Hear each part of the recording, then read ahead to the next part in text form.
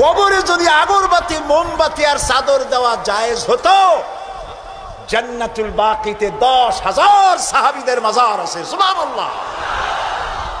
হযরতে ওসমান রাদিয়াল্লাহু তাআলা আনহু শুয়ে আছেন জান্নাতুল বাকিতে।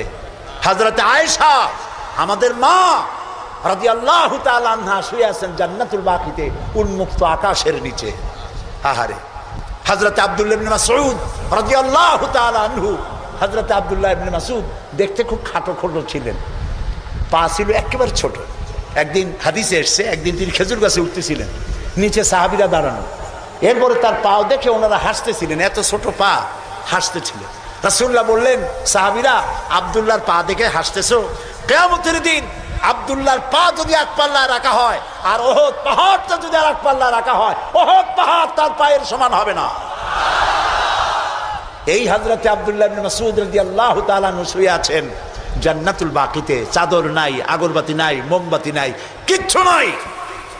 রাসূলুল্লাহ বলেছেন জান্নাতুল বাকিতে, বাকি থেকে কিয়ামতের দিন 70,000 আহলে বাকি চাঁদের মতো চেহারা নিয়ে বিনা হিসাবে আল্লাহর জান্নাতে চলে যাবে।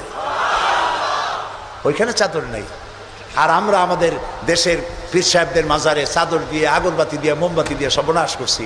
প্রিয় ভাই সব, এটি শিরক, এটা জীবনেও আমরা আর করবো না। রাজি আছেন? রাজি আছেন? কারা কারা রাজি? 2 হাত উঁচু করে দেখা। আলহামদুলিল্লাহ বলি, হাত নামান, বলি আলহামদুলিল্লাহ। জোরে বলেন আলহামদুলিল্লাহ।